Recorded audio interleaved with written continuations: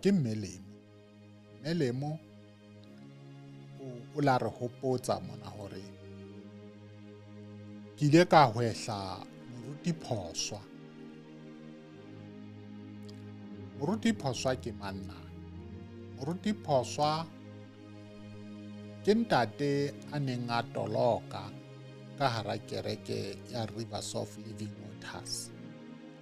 Ha se yena le mong, le mme Alina o nana le nako ya ho toloka ha moya wa hae o phomole ka kgotso. Empa ntate Phoswa o na le letsohong le letona la bishopo thoko ho lona mona. Ha bishopo a qala le dilekane tsena tsa hae tsa hore a mathe a lo lata dilekane ho TB Joshua. Baruti bohle le balatedi bohle ba ileng ba latela TB Joshua ntle le bao ba sa kang ba kena dilekaneng. Ke bua ka bana ba tsebang dilekane tse TB Joshua ba kentseng ka hare ho tsona. Hobane tsela ye moruti Phoswa a sebeditseng le bishopo ka yona, bishopo ha e ne le motho, ke a boeletsa, Bishop Zondo ha e ne le motho ya tshabanang le Modimo. Moruti Phoswa e kebe a se mona maleng teng. Ha ke mametse mosadi ae ha a hlalosa, o re ba felletswe ke ntho e nngwe le enngwe. Ha bana bodulo,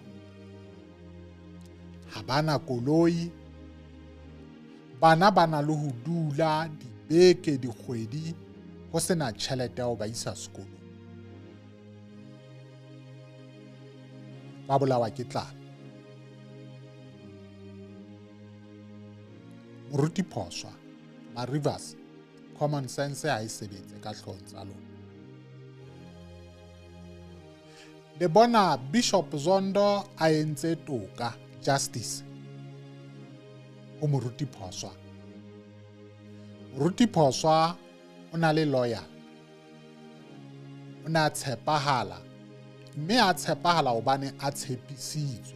Bishop Zondo o la tshepisa Moruti Phoswa mahodimo le mafatshe hore ha ke kena paradieseng ke tla kena le wena.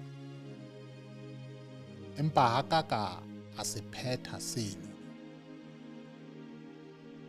Bishop Zondo o robetse le mosadi wa Moruti Phoswa. Kore moruti wa hao, Bishop, a robale le mosadi yao.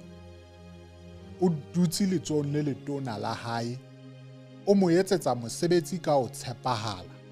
Moruti Phoswa e ne le motshepehi ya moholo, e ne le leqosa, o na katela bophelo ba hae molemong wa bophelo ba Bishop Zondo.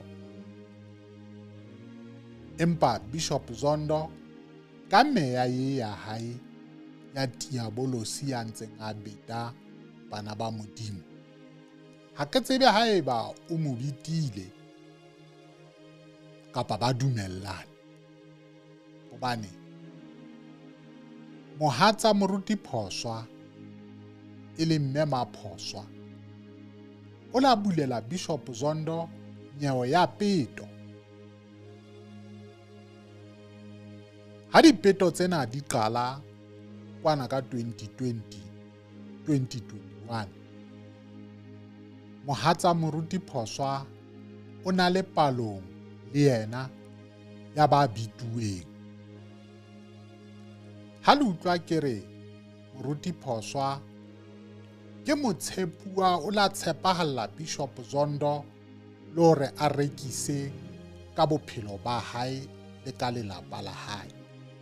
Moruti Phoswa o la ema ka maoto hore mohatsae a qhale nyewe eo kgahlano le Bishop.